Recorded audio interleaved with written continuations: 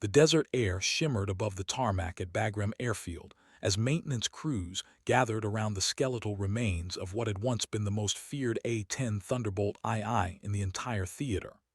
Tail number 790192 sat like a monument to obsolescence, its titanium bathtub stripped bare, hydraulic lines dangling like severed arteries, wings stripped of pylons that once carried enough ordnance to level a compound. The aircraft had been officially decommissioned 3 months prior, its service record sealed, its pilot reassigned to a desk at the Pentagon where forgotten warriors went a fade into bureaucracy. But on this particular morning in September, something impossible was happening. The ground crew chief, a thick-necked master sergeant named Kowalski, stood with his clipboard hanging loose in one hand, staring at the scene before him with the expression of a man witnessing a resurrection. The A-10 was whole again. Not just whole, immaculate. Every panel secured, every system reconnected, fuel lines pressurized, ammunition drums loaded with training rounds. The nose art had been repainted, a black silhouette of a thunderbird clutching lightning bolts, and beneath it in fresh white letters, a single word that made Kowalski's blood run cold. Ironside. He'd heard that call sign whispered in ready rooms across 3 deployments. Some spoke it with reverence, others with something closer to fear. None spoke it lightly. The name belonged to Commander Vasquez Cale. Yes, Commander, not Colonel, a deliberate choice that kept her close to operations rather than climbing the brass ladder, a pilot whose record was so classified that even her commendations were redacted. 47 years old, 26 years of service, 319 combat sorties, and exactly zero tolerance for politics, which is precisely why they'd grounded her. The official story was voluntary retirement. The truth, known only to a handful of officers who'd since scattered to different commands, was far uglier. She'd refused an order, not just any order, a strike authorization on a compound in Kandahar province that her reconnaissance had identified as a displaced persons camp, not an enemy stronghold. She'd been right. The intel had been wrong. But in the machinery of modern warfare, being right while disobeying a direct order was infinitely worse than being wrong while following one. Kowalski keyed his radio with a trembling thumb. "Tower, this is Maintenance Chief Alpha 7. We have a situation on Apron 3, requesting immediate security sweep and senior officer response." The radio crackled, then silence. Then a voice he hadn't heard in months, calm as winter steel, transmitted on the emergency frequency. "Negative, Chief. Aircraft status is operational. Flight plan filed. Ironside is rolling in 30 minutes. Kowalski dropped his clipboard. Across the field, engines that hadn't turned in 90 days began to spool up with a sound like thunder, remembering how to speak. The tower erupted into controlled chaos.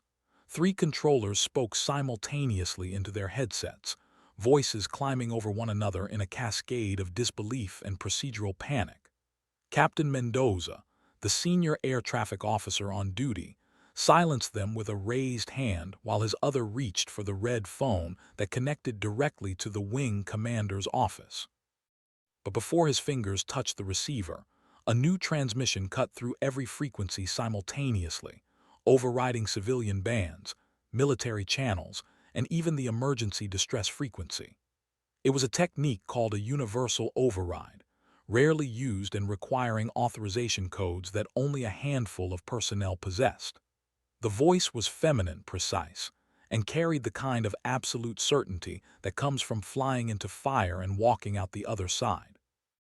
"Bagram Tower, this is Ironside with a priority Alpha flight plan. Route filed. Clearance codes transmitted. I am wheels up in 27 minutes regardless of your response. Advise all traffic to maintain clear airspace bearing 270 for 15 nautical miles. This is not a request." Mendoza stared at his screen where, impossibly, a properly formatted flight plan had indeed appeared, time-stamped from just moments ago, bearing authorization codes that his system accepted without question. But the signature authority belonged to a command structure that didn't officially exist anymore, a Black Operations Oversight Committee that had been dissolved after congressional hearings 3 years prior. Whoever had programmed those codes into the system had done so with the kind of access that made Mendoza's security clearance look like a library card. He made the only decision that wouldn't end his career. Ironside, Bagram Tower. Your flight plan is acknowledged. You are cleared to taxi to runway 29er. Advise when ready for departure. Outside, through the tower's panoramic windows, they watched as the A-10 began rolling forward under its own power, those massive turbofan engines producing their distinctive high-pitched whine that every grunt on the ground knew meant salvation was inbound. In the wing commander's office, Colonel Theodore Ashford set down his coffee with enough force to crack the ceramic. He'd been reviewing supply requisitions when his phone lit up with emergency alerts from 6 different departments simultaneously. His aide, a rail-thin lieutenant named Park, stood in the doorway looking like he'd just witnessed a ghost manifest in broad daylight. "Sir, we have an unauthorized aircraft preparing for takeoff. It's the decommissioned A-10 from Hangar 7. And sir," Park swallowed hard, "the pilot is transmitting as Commander Cale." Ashford felt something cold slide down his spine. He'd been the one who'd signed Vasquez's reassignment orders. He'd sat across from her in this very office while she surrendered her wings without a word of protest, her dark eyes holding his gaze with an intensity that made him feel like he was the one being judged. She'd walked out of that meeting with her leather flight jacket folded over one arm, and he'd told himself he'd made the right call, that the Air Force couldn't function if commanders simply refused orders based on instinct. He crossed to the window, watching the gray Predator taxi toward the runway. Even from this distance, he could see the deliberate precision of her handling, the way the aircraft moved like an extension of her, well, rather than a machine she was operating. "Get me General Hawthorne at CENTCOM," Ashford said quietly, "and someone find out how in God's name she got that aircraft operational." But even as he gave the orders, Ashford knew the answer. Vasquez Cale had spent 2 decades building relationships with every mechanic, armorer, and crew chief who'd ever loaded ordnance or turned a wrench on her aircraft. They'd followed her into the Valley of Death in Helmand Province. They'd watched her risk court-martial to circle overhead until every last Marine was extracted from a compound in Fallujah, burning fuel she didn't have to spare because she'd given her word that no one would be left behind. Those weren't the kind of bonds that dissolved when someone signed retirement papers. Those were blood oaths. The radio crackled again. "Bagram Tower, Ironside, ready for departure on 29er.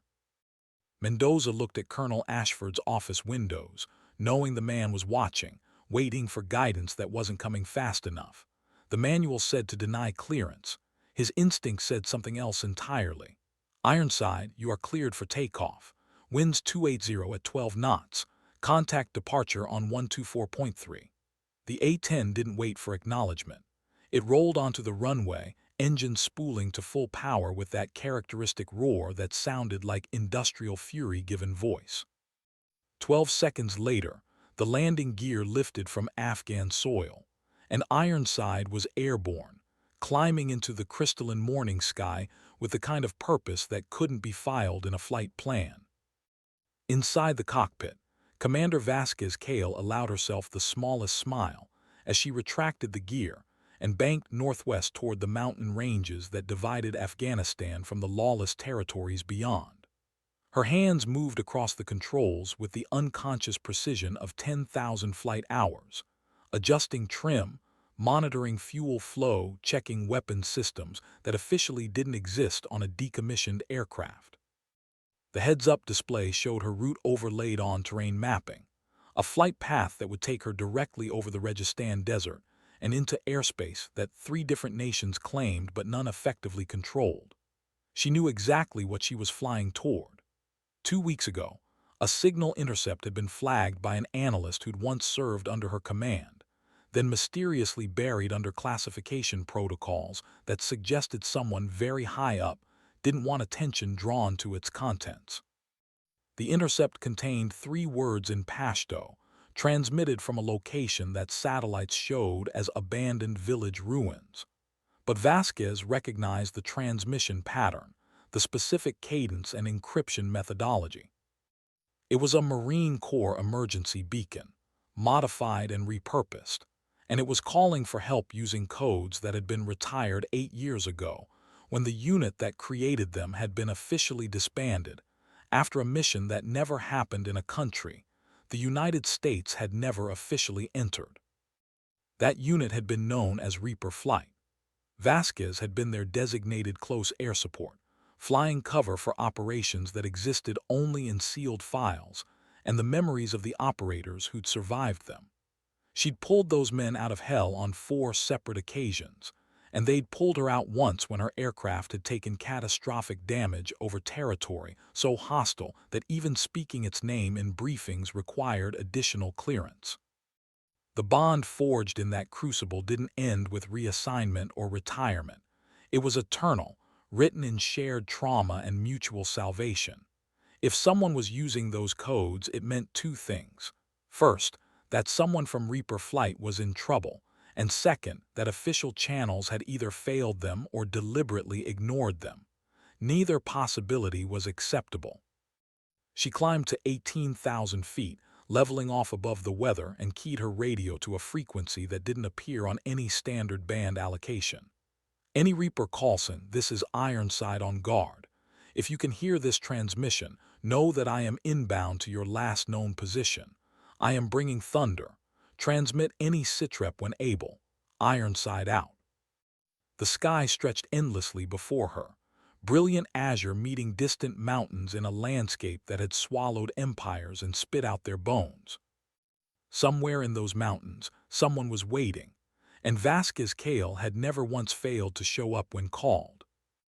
At Bagram, Colonel Ashford finally got General Hawthorne on the line. The general's voice carried the gravelly authority of 34 years in service and 4 combat commands. "Tell me this is a misunderstanding, Ted." Ashford chose his words carefully. "Sir, Commander Cale has appropriated a decommissioned A-10 and is currently airborne without proper authorization. She's heading northwest into contested airspace. I'm ordering interceptors to—" "You'll do no such thing," Hawthorne interrupted. "I'm reading the same intelligence you don't have clearance to see.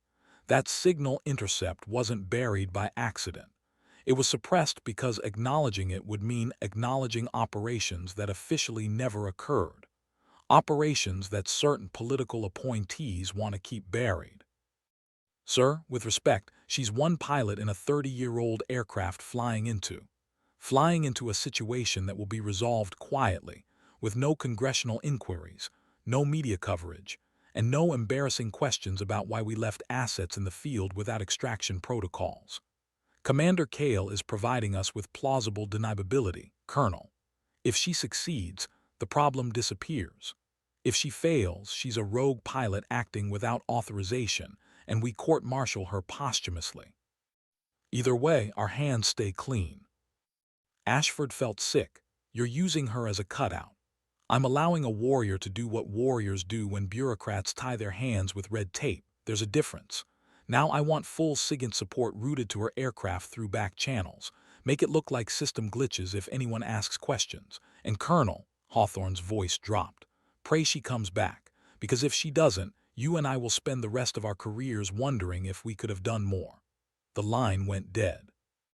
Ashford stood motionless, staring at the map display showing a single blue icon tracking northwest, away from support, away from backup, into the kind of darkness that swallowed people and never gave them back.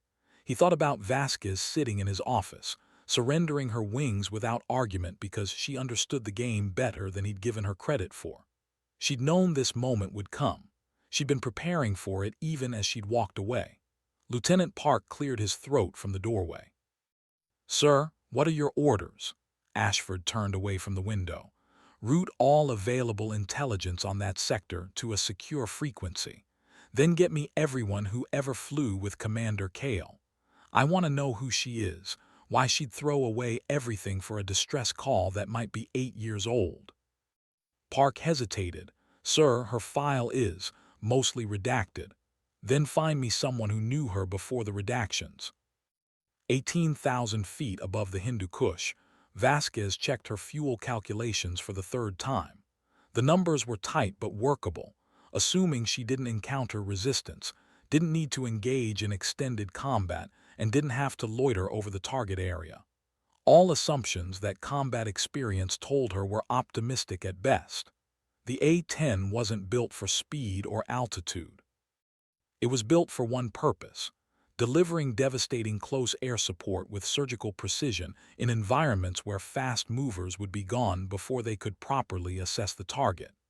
Its titanium bathtub could withstand direct hits from ground fire that would shred any other aircraft. Its redundant systems meant it could lose half its tail, one engine, and most of its hydraulics and still limp home. And its 13 GAU-8 Avenger cannon could turn armored vehicles into shredded metal with bursts so concentrated that pilots called it the hand of God.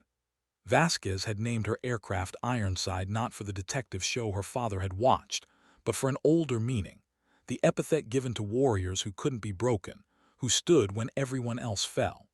It was a promise she'd made to every person who'd ever called for help while she circled overhead, a promise she'd never broken. Not once in 319 missions. She wouldn't break it now. The radio crackled with static, then resolved into a weak transmission on the emergency frequency. Sighed, this is, 2, dire uation. The signal degraded before she could make out more, but it was enough. Someone was alive down there. Someone who remembered the old codes and had enough operational security to use the emergency frequency rather than standard channels. Someone who knew that official help wasn't coming and had made a desperate gamble that the pilot who'd always showed up would hear the call one last time. Vasquez pushed the throttles forward, coaxing every knot of speed from engines that had been designed for endurance rather than velocity. The mountains rose ahead like jagged teeth against the sky, their peaks dusted with snow that would last another month before winter truly set in. Somewhere in those valleys, hidden in the labyrinth of villages and compounds that looked identical from the air, someone was running out of time. She activated her terrain-following radar and dropped altitude, descending into the mountains where the air was thicker and the shadows deeper. This was where the A-10 lived, low and slow, where its armor and redundancy meant survival and its weapons meant dominance. Higher, faster aircraft owned the sky. But down here in the weeds where the fighting happened, Ironside was queen, and queens protected their people. Back at Bagram, Lieutenant Park returned to Colonel Ashford's office with a tablet containing what little information he'd been able to compile on Commander Vasquez Cale. Most of her service record was classified at levels that required special access permissions Park didn't possess. What remained painted a picture in absences and implications. Born in El Paso to a military family, father killed in Desert Storm when she was 8, raised by her mother and an uncle who'd flown Phantoms in Vietnam. Enlisted at 18, commissioned at 22 through a program for exceptional enlisted personnel. Flight school at the top of her class despite instructors who'd made it clear they didn't think women belonged in combat aviation. Her early career was unremarkable, solid performance, no disciplinary issues, steady advancement. Then, 9 years in, there was a gap. 6 months where her assignment was listed simply as detached duty, with no location or unit designation. When she reappeared in the records, she'd been promoted 2 ranks, earned a Distinguished Flying Cross with Valor device, and been permanently assigned to Special Operations Support.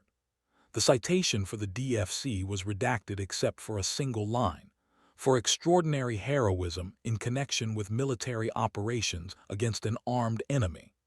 Everything after that was a patchwork of redacted missions and classified operations. Park found one unredacted after-action report from a Marine Corps unit that had been pinned down in Helmand Province.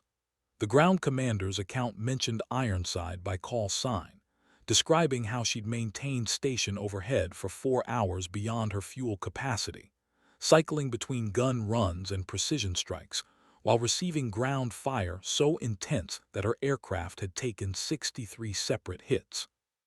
She'd refused extraction orders 3 times, staying until every Marine was loaded onto helicopters. When she finally returned to base, maintenance crews counted 17 holes through critical systems, a destroyed engine, and hydraulic fluid coating the entire underside of the aircraft.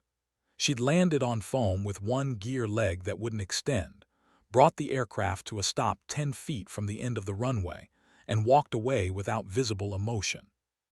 The maintenance chief's note at the bottom of the report read, "Recommend this pilot never be allowed to fly any aircraft I'm responsible for maintaining. Also recommend she be given every available medal. She's either insane or the best combat pilot I've encountered in 26 years, possibly both." Ashford read the report twice, then looked at Park. "This is the only unredacted material you found?" "Yes, sir. Everything else requires access I don't have, but I made some calls." "Off the record." And Park glanced at the open door, then stepped closer and lowered his voice. "People who flew with her describe the same person in the same words, sir. Quiet, competent, absolutely unwilling to leave anyone behind. One pilot told me she spent her own money to charter a flight back to Afghanistan when she was on leave because she'd heard that a unit she'd supported was going back into action, and she didn't trust anyone else to keep them alive. She showed up at the airfield, signed out an aircraft, and flew 3 missions before the command structure even realized she'd cut her leave short." Ashford absorbed this. "Why didn't she climb higher? With her record, she could have been a general by now." "I asked that same question, sir. The pilot I spoke to said she told him once that every promotion moved her further from the cockpit, and the cockpit was the only place she could do what she'd promised to do." "Which was?" Park met his eyes. "Never let them die alone." The words hung in the air between them like a prayer or an epitaph. Ashford turned back to the window where, somewhere beyond the horizon, a woman who'd given everything to a promise was flying into darkness that would almost certainly kill her. He hoped the people she was trying to save were worth it. He hoped she made it back so he could tell her he was sorry for doubting her. He hoped he'd get the chance to return her wings. The mountains swallowed Ironside whole. Vasquez flew by instruments and instinct through valleys that twisted like intestines, her altitude varying between 500 and 2,000 feet above the rocky terrain that reached up like claws. The radar warning receiver remained silent. No targeting systems, no missile locks, nothing but the empty sky and the ancient mountains that had seen countless warriors pass through and leave their bones behind. She'd flown this route before, years ago, on a mission that officially never happened. Back then she'd had a full strike package, 2 other A-10s, overhead surveillance, and a combat search and rescue team on standby. Now she had her skill, her aircraft, and the certain knowledge that no one was coming to help if things went wrong. The signal intercept had originated from coordinates near a village called Zaranj Kale, a cluster of compounds built into a mountainside that had changed hands between tribal factions, Taliban forces, and warlords so many times that no one could say with certainty who controlled it. Satellite imagery showed no signs of recent activity, no vehicles, no heat signatures, nothing to indicate the location was anything other than another abandoned settlement in a region full of them. But Vasquez knew better than to trust satellite imagery in this terrain. The locals had been hiding from aerial surveillance since the Soviets had invaded in the 70s. They knew how to disperse heat signatures, conceal vehicles, and move through the landscape like ghosts. If someone was using that village as a prison or execution site, they'd make sure the satellites saw exactly nothing. She was 20 minutes from the coordinates when her threat warning system lit up. Not a missile lock, but a search radar frequency suggesting old Soviet equipment that had probably been capturing and sold on black markets half a dozen times.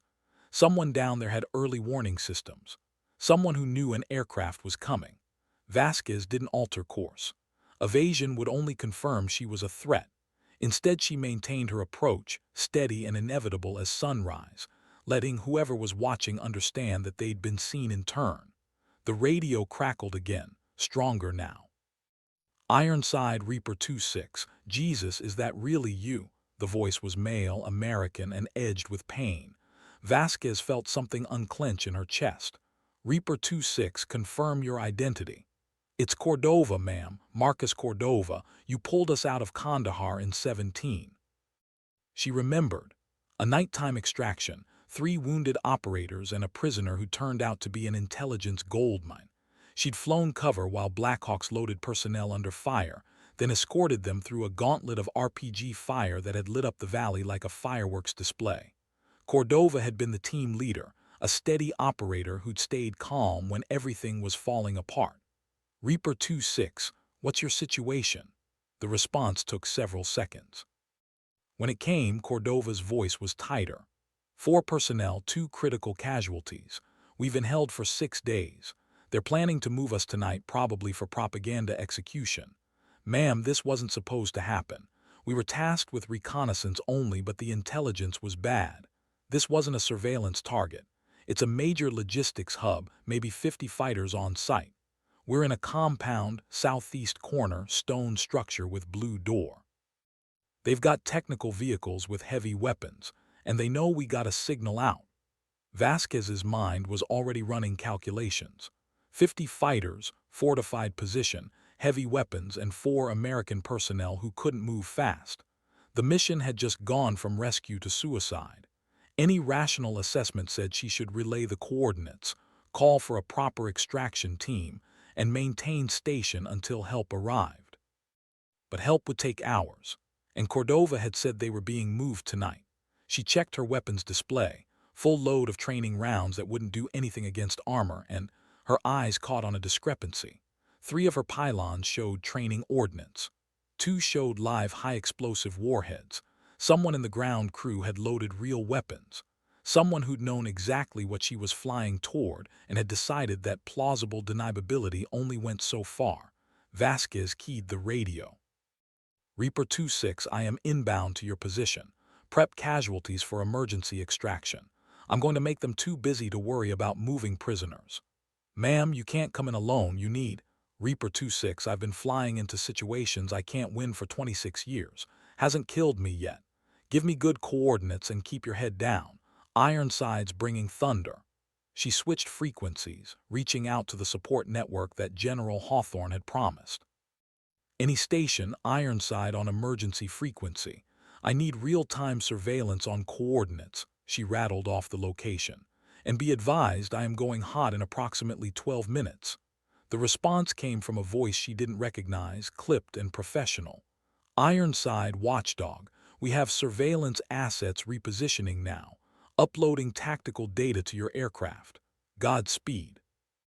Her display flickered, then populated with fresh intelligence. Compound layout, heat signatures showing personnel concentration, weapon emplacements marked in red. Someone in a bunker somewhere was breaking protocol to give her a fighting chance. She studied the tactical picture for 30 seconds, then banked hard left, swinging wide to approach from the northwest where the terrain would mask her approach until the last moment. The sun was beginning its descent toward the horizon, painting the mountains in shades of gold and amber. In 2 hours it would be dark. She needed to be gone before then, one way or another. The A-10 skimmed over a ridgeline and dropped into the valley where Zaranj Kale clung to the mountainside like a tumor. She could see the compounds now, stone structures clustered around a central courtyard where vehicles sat like sleeping predators. The blue door Cordova had described was visible on the southeast corner, exactly where he'd said. And surrounding the compound, turning to track her approach, were the technical vehicles. Pickup trucks with heavy machine guns mounted in their beds, barrels elevating to follow her flight path. Vasquez armed her weapons systems, felt the familiar thrum as the GAU-8 spun up to firing speed, and spoke quietly into her radio. "Reaper 2-6, thunder's here. Get down and stay down." Then she rolled inverted and dove toward the earth like a falling star. The first burst from the GAU-8 Avenger was a statement of intent. 70 rounds per second, each projectile the size of a beer bottle, impacting in a line that walked across the compound's northern wall and turned stone into powder. The sound, that distinctive BRRRRRT that every infantry soldier knew meant salvation, echoed off the mountain walls like thunder trapped in a canyon. Vasquez pulled up at 300 feet, already banking for her next pass as tracers began reaching toward her from the ground. The technical vehicles had opened fire, streams of heavy-caliber rounds creating glowing lines in the air, beautiful and deadly. She ignored them. The A-10 could take punishment. She'd flown birds home that looked like colanders. Instead, she focused on the vehicles themselves, identifying which ones posed the greatest threat. Two trucks on the western perimeter had Soviet-era DSHK heavy machine guns, 12.7 weapons that could damage even her armored cockpit. Those died first. She rolled right, lined up, and squeezed the trigger. The Avenger spoke again, and the first truck ceased to exist in a fountain of shredded metal and exploding ammunition. The second truck tried to reposition, but she'd already adjusted her aim. 3-second burst. The vehicle's engine block punched through its own hood, and the weapon fell silent. The compound erupted into chaos. Fighters poured from buildings, some firing wildly at the sky, others running for covered positions. Vasquez ignored them, focused on the heavy weapons that could threaten her aircraft or prevent rescue. A third technical vehicle, this one with a ZPU anti-aircraft gun, was trying to bring its weapons to bear. She put a burst through its position that turned the gun into abstract art and sent its crew diving for cover they wouldn't reach in time. Threat warning system screamed. Missile launch, shoulder-fired tracking. Vasquez popped flares and broke hard left, pulling G-forces that grayed the edges of her vision. The missile went for the flares, detonating 100 meters behind her in a bloom of orange fire. Someone down there had a Stinger or its Russian equivalent. That complicated things. She keyed her radio. Reaper 2-6, where's that launcher? Cordova's response was immediate. Center courtyard, northeast corner. Guy in brown vest. Vasquez rolled into a steep bank, spotted the fighter with the distinctive tube across his shoulder, and made a decision that would have gotten her court-martialed in any official operation. She put a 1-second burst into the ground 15 feet from him. The 30 rounds kicked up a wall of stone fragments and dust that threw the fighter backward. His launcher clattered across the courtyard. Message sent. I can kill you anytime I want. Be grateful I chose otherwise. It was a measured brutality, the kind of violence that communicated terms without negotiation. She was here for 4 people. Everyone else could live if they stopped fighting. It was more mercy than most combat pilots would have shown. The return fire intensified. Small arms from every direction, dozens of weapons creating a web of tracers that converged on her flight path. Her aircraft shuddered as rounds found metal, but nothing critical failed. The A-10 absorbed the punishment the way it was designed to, each hit deflected by armor or striking redundant systems that kept her flying. She completed her turn and dove again, this time firing one of her precious high-explosive rockets into a building on the compound's north side, nowhere near the prisoners but close enough to make her point. The explosion collapsed an entire wall, and the return fire slackened as fighters realized they were no longer the hunters. Another missile launch, this time from a different position. She broke right, deployed more flares, and felt the shockwave as the warhead detonated close enough to rattle her teeth. The threat board showed her fuel dropping faster than planned. All these evasive maneuvers were burning gas she couldn't spare. She needed to end this quickly. Watchdog Ironside, I need extraction assets inbound to my position now. I can suppress the target, but I can't hold it indefinitely. The response was exactly what she'd expected. Ironside negative. No extraction assets available in your time frame. You're on your own. Of course. This was black operations, deniable, unsupported. She'd known that before she took off. But knowing it and living it were different things. She checked her weapons.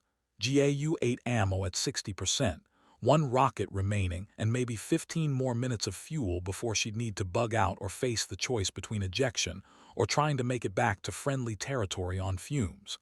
Neither option included bringing home 4 American operators. Vasquez made a choice that surprised even her. She keyed the radio to an open frequency, one she knew would be monitored by anyone with a scanner, and spoke in clear, unencrypted English. Whoever's in command down there, this is the American pilot. You have 30 seconds to send out 4 prisoners with hands visible. If I see them walking toward open ground, I leave. If I don't, I level this entire compound and everyone in it. It was a bluff backed by insufficient ordnance and a fuel situation that gave her maybe one more attack run. But they didn't know that. All they knew was that an American attack aircraft had appeared from nowhere and was systematically destroying their defensive positions while shrugging off their return fire. For 28 seconds, nothing happened. She counted each one, already calculating the next target, the next pass, the next attack that would burn through her remaining ammunition and leave her empty. Then in the courtyard, the blue door opened. 4 figures emerged, 3 supporting a 4th who clearly couldn't walk unassisted. Even from altitude, she could see they were moving too slowly, hampered by injuries and days of captivity. But they were moving. Cordova's voice crackled over the radio, speaking quickly now. Ironside, we're out. But ma'am, we've got maybe 100 meters of open ground and they're not going to let us just walk away. He was right.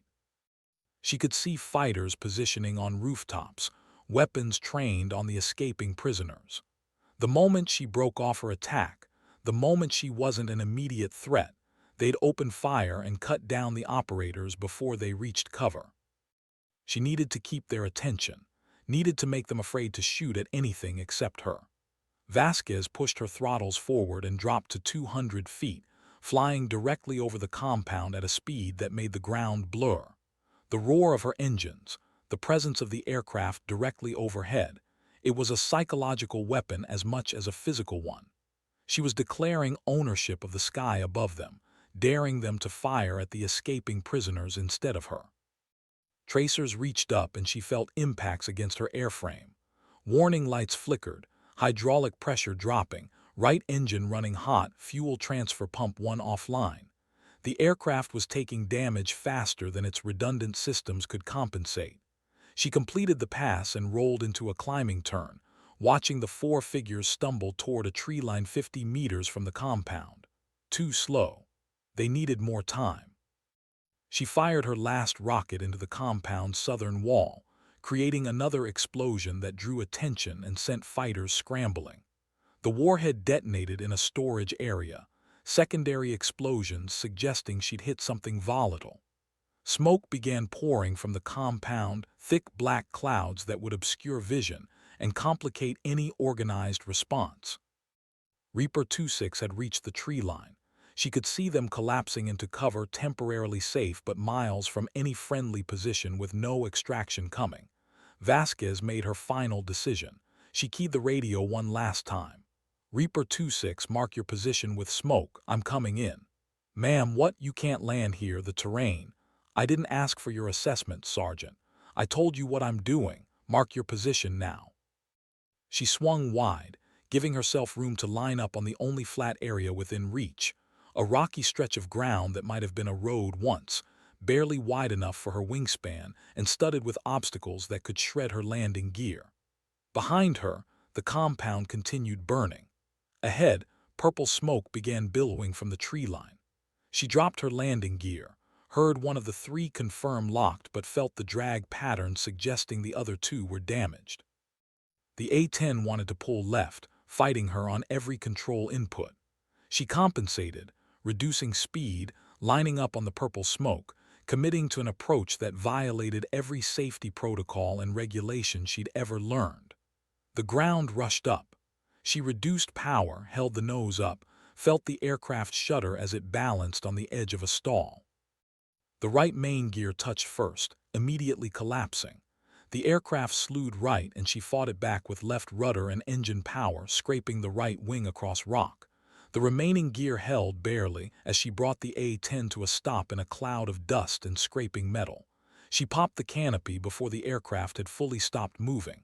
Get in. Right now. 4 figures emerged from the tree line, dragging their casualties. They scrambled onto the aircraft, using maintenance steps and handholds never intended for combat boarding, pulling themselves into the narrow space behind her cockpit seat where maintenance crews usually worked. It wasn't designed for passengers. There were no restraints, no safety systems, barely enough room. Cordova was the last aboard, shoving his wounded teammates into the cramped space and wedging himself in. "We're in. Go, go." Vasquez didn't wait. She pushed the throttles to military power, felt the engines respond with everything they had left.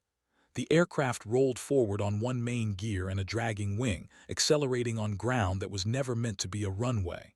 Fighters had emerged from the compound, running toward them, firing as they came. Rounds sparked off her aircraft's armor. 50 meters. 70. The terrain was running out, a drop-off ahead where the mountain fell away into a valley. She pulled back on the stick.